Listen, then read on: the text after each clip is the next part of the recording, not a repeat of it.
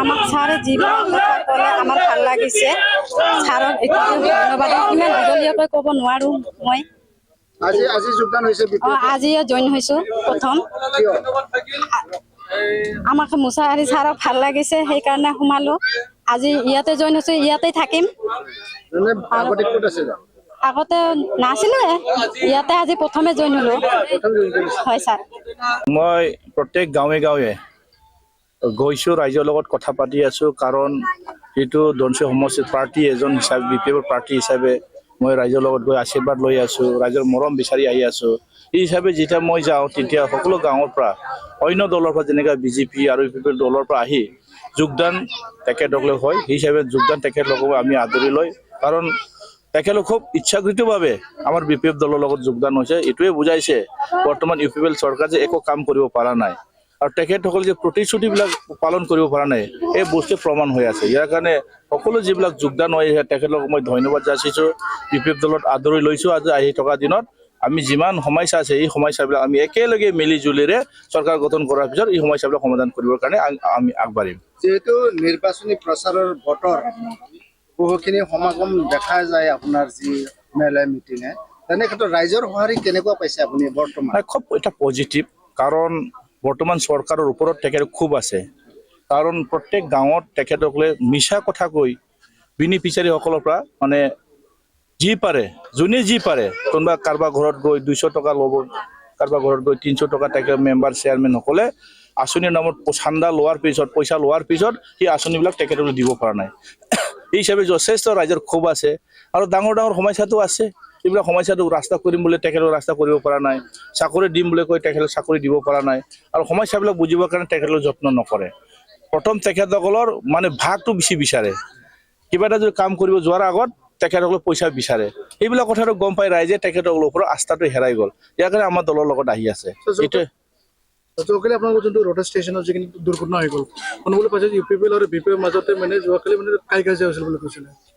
এইটো ব্যক্তিগত কথা। কোনোবা মানে দুটা পৰিয়াল মানে দুটা ব্যক্তিৰ মাজত যদি কাজিয়া হয়, ইয়াত পাৰ্টীয়ে সোমাই যাব নালাগিছিলে। কিন্তু বৰ্তমান দেখিলোঁ মই দুৰ্ভাগ্য বুলি ক'ব লাগিব, কাৰণ এটা গাঁৱৰে হয়, এই দুটা গাঁৱৰ মাজত কিবা এটা কাৰণত মনোমালিন্য হৈছে। তেখেতলোক কিবা এটা বুজা পৰা কৰিব বিচাৰিছিলে, দুটা পক্ষৰ লগত থানাত গৈ তেখেতক বুজা কৰিব বিচাৰিছিলে। কিন্তু কি কৰিলে, UPPৰ বৰ্তমান প্ৰাৰ্থী ৰুজুগৰা মুছাৰীৰ মাজত সোমাই গৈ যি ধৰণৰ তেখেত নাটকীয় যিবিলাক মানে ৰোল প্লে কৰিলে, এই বস্তুটো ভাল লক্ষণ নহয়। ইয়াৰ কাৰণে তেখেতে যিটো কৰিছে এইটো ভাল লক্ষণ নহয়, কাৰণ তেখেতে হাৰিম বুলি গম পাই এইবিলাক নাটক কৰি আছে। ইয়াৰ কাৰণে তেখেতক হাৰিব এইটো নিশ্চিত হৈ আছে, হাৰিব যে নিশ্চিত হয়। আৰু দাদাগিৰিটো কৰি আছে, আপোনালোকে নিজে দেখি আছে। য'তে ত'তে তেখেতসকলে মানে কাৰোবাৰ মানে অফিচ ভাঙাই দিছে, কাৰোবাৰ ফ্লেগ তেখেতসকলে ৰাতিৰ ভিতৰত মানে ছিঙি দিয়ে। তেখেতসকলে বিভিন্ন ধৰণৰ নাটক কৰি আছে, বেছি দাদাগিৰি কৰা হিচাপে আপুনি কি বুজাব পাৰে? এইটো ৰাইজে এইটো দাদাগিৰিটো বেছি ভাল নাপায় নহয়।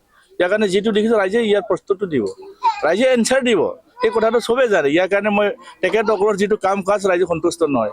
আমাৰ BPF দলৰ আদৰ্শ হ'ল ৰাইজৰ লগত থাকি ৰাইজক সেৱা কৰা। নিৰ্বাচনী প্ৰচাৰ যিহেতু তুংগত, তেনে ক্ষেত্ৰত দিনত কেইখনমান গাঁও আপুনি কভাৰেজ কৰি পালে নিৰ্বাচনী প্ৰচাৰ?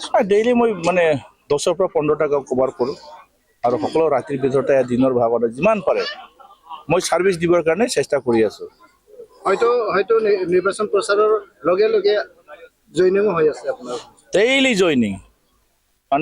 জইনিং হয়। তেতিয়াহ'লে চিন্তা কৰক, আমি আগৰ নিৰ্বাচন খেলাত এনেকুৱা জইনিং পোৱা নাছিলে।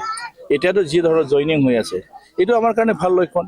আৰু এইবাৰ যে হাগ্ৰামা চৰকাৰ হাতত নিশ্চিত, এইটো চবেই জানিব পাৰিছে, একেবাৰে নিশ্চিত এইবাৰ আমি চৰকাৰ আহিম। স্যাৰ, আপোনাৰ সমষ্টিত আপোনাকে মানে আননোন মানে যোনে পাৰ্টিৰ নাই, তেখেতসকলে আপোনাৰ নামটো গাই থাকে যে আমাক প্ৰেছ মুছাৰী লাগে বুলি কৈ থাকে। কাৰণটো কি স্যাৰ? আপুনি যেন 5 বছৰ চৰকাৰ নাছিল, আপোনালোকৰ BPF চৰকাৰ নাছিল, তথাপি আপুনি থাকি পেলাই আপোনালোকে ৰিলেশ্যনটো কেনেকৈ ৰাখিলে গোটেই সমষ্টিত? আপোনাৰ সমষ্টিত ৰাইজে কি বিচাৰে?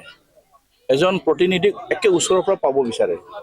আৰু এই হিচাপে মই 5 বছৰ যিমান পাৰে ৰাইজৰ ওচৰত থাকি কাম কৰি আহিছোঁ। তাৰ কাৰণে ৰাইজে মোৰ ওপৰত বিশ্বাস আছে আৰু গম পাইছে, এই আমাৰ ধনশিৰি সমষ্টিৰ ৰাইজসকলে গম পাইছে মই যে বৰ্তমান চৰকাৰৰ ওপৰত বা চৰকাৰৰ ওচৰত মই যে আঁচনিবিলাক যে মানে তেখেতসকলৰ ওচৰত আবেদন কৰিছোঁ। মই কৈ আছিলোঁ যে আমাৰ ধনশিৰি সমষ্টিত বিভিন্ন ধৰণৰ সমস্যা আছে, মোক দিব নালাগে, কিন্তু মই তেখেতসকলক মানে দেখাই দিছোঁ। এই দেখাই দিয়া কামবিলাক তেখেতসকলে কৰিব বিচৰা নাই। আৰু ইয়াৰ কাৰণে ৰাইজে বুজিব পাৰিছে যে তেখেতসকলে যে দুৰ্নীতি কৰে, কাৰো কথা যে তেখেতক শুনিবৰ ধৈৰ্য নাই, এইবিলাক কথা গম পাই। এতিয়া ৰাইজৰ লগত মই সদায় মোৰ ওচৰত মানে মই সদায় ৰাইজৰ ওচৰত থকাৰ কাৰণে, ৰাইজৰ মোৰ ওচৰত পোৱাৰ কাৰণে ৰাইজে মোৰ লগত আছে। পোৱা নোপোৱাটো বেছি মানে তেখেতৰ সময়ত দেখা যাব। মই কি দিব পাৰিছে, মই কি দিব পৰা ৰাইজে বিচাৰ কৰিব।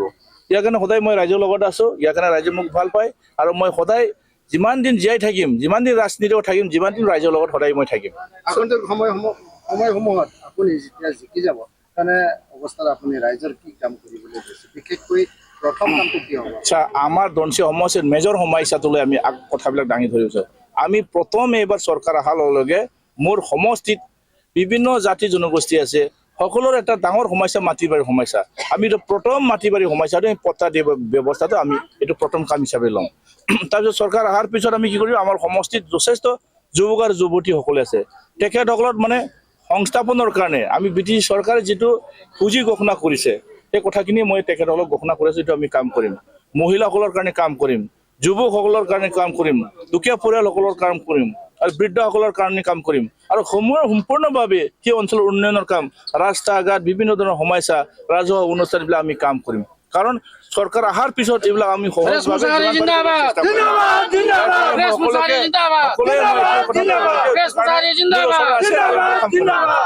স্যাৰ মই লাষ্ট এটা প্ৰশ্ন কৰোঁ স্যাৰ, ঠিক যেনেকৈ আপোনাৰ ধনশিৰি সমষ্টিত প্ৰায় বেছিকৈ মানে মাইনৰিটি চেল আছে, মাইনৰিটিবিলাক কৈ আছে যে মানে যেতিয়া BPF চৰকাৰ আছিলে এই সময়ত ইয়াতে মানে কোনো এভিকশ্যন হোৱা নাছিলে, তো গতিকে এতিয়া BJP বিলাক মানে বেয়া পাইছে, তো গতিকে কৈছে যে আমাক পিনৰ পৰা প্ৰেছ মছাৰি লাগে, হাগ্ৰামা চৰকাৰ লাগে বুলি কৈ আছে, তেখেতে মানে ছেফটি থাকিবৰ কাৰণে বিচাৰি আছে। তো কি কৈছে আপুনি? বাস্তৱত এইটোৱে হৈ আছে না, কাৰণ বিশেষকৈ আমাৰ মাইনৰিটি মুছলিমসকলক তেখেতসকলে বেছিকৈ হাৰাশাস্তি কৰি আছে। কাৰণ তেখেতসকলে গম পায় ৰাজনীতি ক্ষমতা লৈ যি ধৰণৰ BTC অঞ্চলৰ জনগোষ্ঠীসকলক বা জনজাতিসকলক যি ধৰণৰ তেখেতসকলে মানে নিৰাপত্তা দিব লাগিছিলে, নিৰাপত্তা দিয়াটো বাদেই দিয়ক, তেখেতৰ মানে উচ্ছেদৰ জাননী পঠাই দি আছে। এইবিলাকে এটা এটা উদাহৰণ না, আৰু এইটো মাত্ৰ কৈ থকা নাই, বাস্তৱত তেখেতক কৰিব বিচাৰি আছে। এইবিলাকৰ কাৰণে তেখেতক ভয় কৰিছে আৰু গ্ৰহণ কৰি লোৱা নাই তেখেতসকলে। ইয়াৰ কাৰণে আমাৰ BTC অঞ্চলত অকল মুছলিম নহয়, বড়োসকলৰ মাটিবিলাকো তেখেতে উচ্ছেদ কৰিবৰ কাৰণে চেষ্টা চলাই আছে। ব্যক্তিগত বিনিবিদৰ কাৰণে কাৰোবাৰ পুঁজিপুতি হাতত তেখেতলোক উঠাই দিব বিচাৰিছে। এই কথাখিনি ৰাইজে সহ্য কৰিব পৰা নাই, যাৰ কাৰণে তেখেতসকলক চৰকাৰে তেখেতসকলক এইবাৰে ৰাইজে নৎসাত কৰিব আৰু। Thank you, thank U.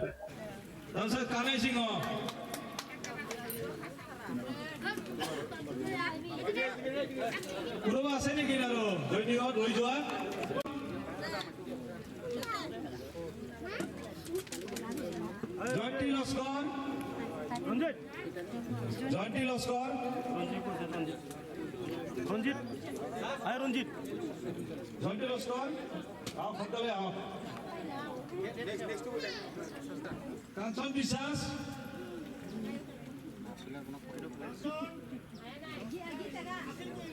Deven সিংহ,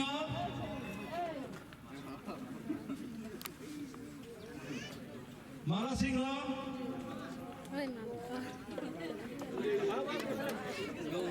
ৰাজু সিংহ, তাৰপিছত কানাই সিংহ,